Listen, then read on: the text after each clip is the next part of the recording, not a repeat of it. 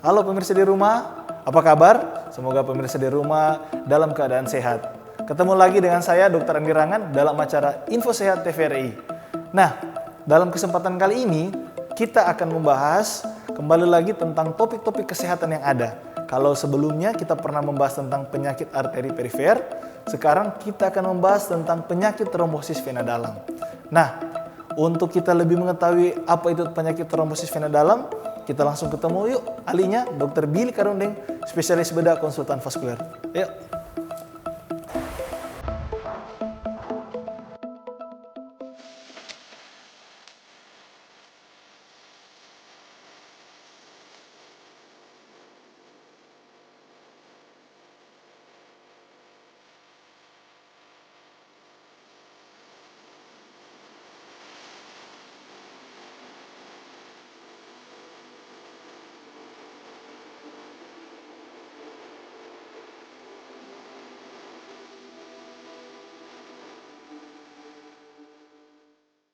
Pagi Dokter Billy. Halo, selamat Ya, pagi. bagaimana kabarnya dokter? Ya, baik-baik. Ya, sehat. luar biasa. Sehat-sehat ini dokter ya? Sehat-sehat. Bagaimana keadaan dalam pandemi seperti ini? Kira-kira kiat-kiat tips untuk tetap badan bugaran sehat, kira-kira mungkin bisa dibagikan kepada para pemirsa sekalian?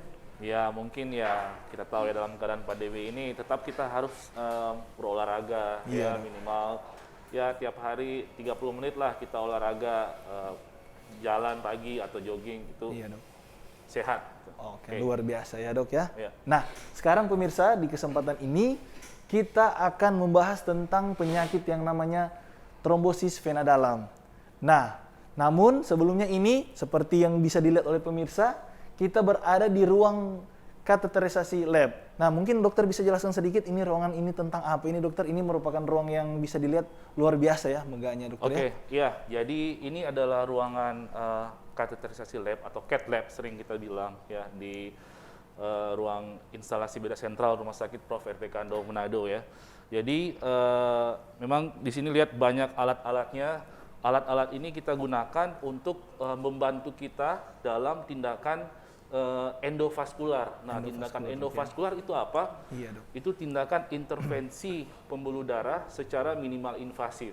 Oke. Jadi kalau dulu untuk mengatasi gangguan pembuluh darah biasanya kita operasi besar, bikin sayatan besar, Iya, kemudian perawatannya lama, pasca operasi pasien mengeluh nyeri karena luka.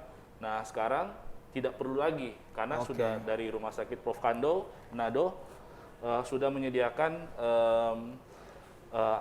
alat CAT lab ini di ruang operasi ini sehingga kita bisa lebih mudah lagi dan pasien-pasien tentunya banyak tertolong dengan alat-alat ini. Wah, luar biasa ya, rumah sakit ini sudah menyediakan CAT lab.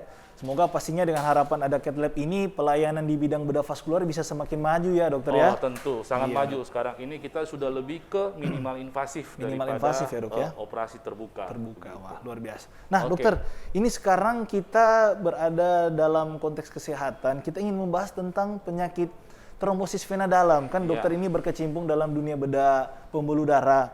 Mungkin dokter bisa bantu menjelaskan kira-kira dok, apa sih itu penyakit trombosis vena dalam dok?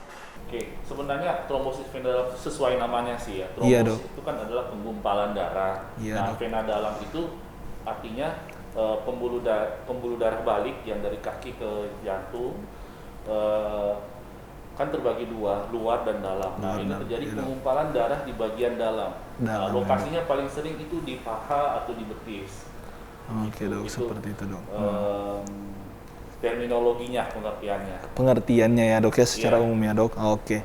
Nah, kira-kira dok, kalau dengan ini penyakit ini, seperti faktor-faktor risiko apa dok yang minimal harus diketahui oleh pemirsa di rumah biar juga jadi tanda awas buat mereka kira-kira dengan faktor risiko yang saya punya ini mungkin saya juga bisa mengalami yang namanya trombosis vena dalam dok. Nah, faktor-faktor risiko dari trombosis vena dalam ini yang paling sering itu adalah riwayat keluarga atau genetik. Riwayat keluarga. Pasien dengan riwayat genetiknya memang sudah ada gangguan di mekanisme pembekuan darahnya sehingga darahnya ada yang bilang darahnya lebih kental. Lebih kental karena itu bakal lebih sering terjadi trombosis vena dalam. Berarti lebih punya kesempatan resiko besar ya dok ya untuk dapat ya dok. Iya dok. Faktor risiko lainnya tirah baring lama atau tidur lama. Nah, Tidur lama biasanya ya, itu Dok, ya? terjadi pada pasien-pasien yang perlu perawatan lama di ICU atau Iya, perawatan lama di rumah, tirah baring lama, sehingga darah yang tadinya lancar menjadi melambat, kemudian gampang terjadi bekuan darah. Oh, seperti itu, Dok. Faktor resiko yang lain, kehamilan juga salah satu. Bisa juga ya, Dok, ya, kehamilan, Iya. Dok. Kira-kira mungkin apa hubungannya Mungkin, dengan kehamilan, Dok? Secara umum saja mungkin, Dok, bisa ya, Dok, Iya, ya? jadi kalau diperhatikan kan kalau ibu-ibu hamil itu kalau pada trimester akhir itu Iya, Dok. ininya tuh kadang-kadang agak jadi bengkak. Bengkak ya, Dok, ya? Nah, Iya, Dok. Itu biasanya karena kehamilan, tekanan di dalam pembuluh darah baliknya di dalam pinggul itu menjadi tinggi, sehingga aliran darah yang balik ke atas itu jadi lebih susah. Oh, Nah, iya, Dok. pada ibu-ibu hamil yang udah memang ada genetik atau gangguan pembekuan darah, darah, sehingga Dok. itu resiko untuk jadinya trombosit vena dalam itu lebih Sangat besar. besar ya, Dok, ya? Selain itu ada faktor-faktor Ya, risiko yang lain, Dok? Faktor-faktor habitual ya atau kebiasaan ya, biasanya merokok. Oh, merokok ya, itu Dok, ya? tentu ya, karena itu secara umum akan menyebabkan terjadinya pembekuan darahnya itu lebih tinggi. Kemudian kegemukan atau obesitas. Obesitas ya, Dok, ya? Iya. Kalau berhubungan mungkin dengan penyakit-penyakit seperti gula atau darah tinggi, ada nggak, Dok, hubungannya? Cancer ya, Dok, ya? Ada hubungan dengan trombosis vena dalam ya, Dok, ya? Iya, itu akan menyebabkan terjadinya resiko untuk terjadinya trombosit vena dalam itu lebih tinggi. Dalam beberapa jenis cancer. Oke, Dok. Nah, kira-kira itu kan tadi beberapa faktor resiko ya, Dok, ya? Nah, kira-kira penyebab secara umum, Dok, yang mungkin bisa diketahui pemirsa di rumah, penyebabnya ini trombosis vena dalam apa sih sebenarnya, Dok? Penyebab secara umumnya sebenarnya ada tiga. Tiga ya, Dok, ya? Dipengaruhi oleh faktor-faktor risiko yang tadi. Prinsipnya yang pertama, aliran darahnya itu memang ada gangguan, begitu, sehingga aliran darahnya itu jadi lambat. Yang kedua, darahnya sendiri itu yang memang sudah gampang menggumpal. Nah, kemudian yang ketiga, ada gangguan di dinding dari pembuluh darah baliknya itu atau vena. Jadi memang berhubungan lebih kepada pembuluh darahnya sama darahnya sendiri ya, Dok, untuk berhubungan dengan trombosis vena dalam ini ya, Dok, ya. Nah, kira-kira, Dok, kalau dari faktor-faktor risiko yang ada, dari penyebab-penyebab yang ada, Dok, kira-kira, Dok, gejala paling khas yang mungkin bisa diketahui oleh pemirsa di rumah, kira-kira apa? Biar dorang bisa tahu, mereka bisa tahu sambil mereka menonton acara ini, mungkin bisa saja ada yang sudah mengalami gejala trombosis vena dalam, Dok. Nah, itu masalahnya yang saya bilang tadi. Sebenarnya penyakit ini banyak yang kena, tapi kemungkinan mungkin hanya lewat begitu saja karena tidak tahu. Jadi gejalanya itu sangat umum adalah kakinya bengkak. Kaki bengkak ya, Dok. Kaki bengkak itu kan sangat umum. Iya, Dok. Gitu. Nah, kaki bengkak pertama itu yang paling khas adalah bengkak. Setelah bengkak dia itu mulai terasa nyeri. Mulai nyeri ya, Dok, ya? Bengkak nyeri. Kemudian warna kakinya itu juga berubah. Berubah, Dok. Karena dia jadi bengkak, lama-lama dia jadi lebih pucat atau lebih putih. Nah, kemudian pada fase-fase selanjutnya dia akan menjadi warnanya menjadi merah kemudian biru. Nah, itu gejala yang terjadi lokal di daerah kakinya.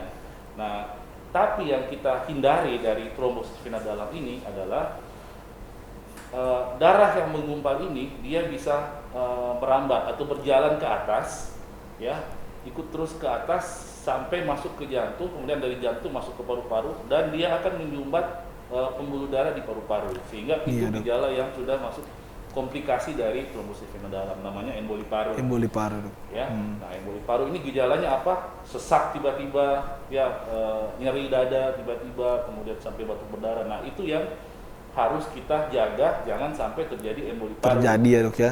Berarti itu memang komplikasi yang paling parah, Dok, ya, yang kita takuti ya, Dok, ya. Komplikasi yang paling parah. Nah, itu kita harus deteksi dini, ini sangat penting untuk mencegah terjadinya emboli paru itu. Nah, iya, Dok. Dan itu dari pertanyaan ya, gejala, iya, Dok, ya. Gejala-gejala, Dok. Pemeriksaan fisik yang tadi ya. Iya, Dok. Nah, kemudian pemeriksaan lain apa aja kan yang kita bisa pakai untuk membantu menegakkan diagnosis ini. Nah, yang pertama tentu dari yang kita pakai itu adalah dengan melakukan pemeriksaan ultrasonografi atau USG. USG ya, Dok, ya. Oke.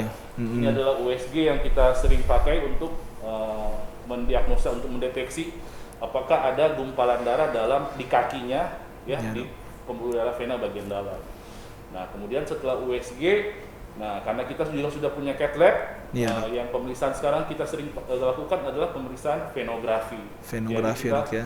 masukin kontras atau penanda ke dalam pembuluh darahnya, kemudian kita lihat ke atas, deteksi ada tidak gumpalan darah itu. Gumpalan darahnya. Kalau ada, akan kita gunakan alat untuk cegah itu gumpalan darah itu naik ke atas, naik ke paru-paru. Iya, Dok. Nah, setelah itu untuk pemeriksaan lab ada juga. Biasanya Iya, Dok. kita melakukan pemeriksaan yang spesifik untuk trombosis vena dalam adalah pemeriksaan D-dimer. D-dimer ya, Dok ya? Iya. Oke. Nah, jadi itulah pemirsa, mungkin sekedar pengenalan tentang trombosis vena dalam ya. Nah, jadi sudah diketahui itu gejala-gejala awalnya seperti apa, ada nyeri, kaki bengkak ya, Dok ya. Nah, itu sudah menjadi faktor awas bagi para pemirsa di rumah kalau bisa jadi itu berhubungan dengan trombosis vena dalam. Nah, tadi juga sudah dijelaskan oleh Dr. Billy mengenai langkah-langkah pemeriksaan yang bisa dilakukan ya untuk menegakkan penyakit daripada trombosis vena dalam ini. Jadi bisa dilakukan USG pembuluh darah ya, Dokter ya. Bahkan di Rumah Sakit Kandow ini sudah juga ada cath lab ini sudah dilengkapi dengan tindakan untuk bisa lakukan tindakan venografi ya, Dok ya. Nah, seperti itu. Nah, untuk lebih mengetahui lebih jelas lagi, kita akan menggali lagi lebih dalam lagi tentang trombosis vena dalam ini, tapi kita akan kembali setelah pesan-pesan yang satu ini.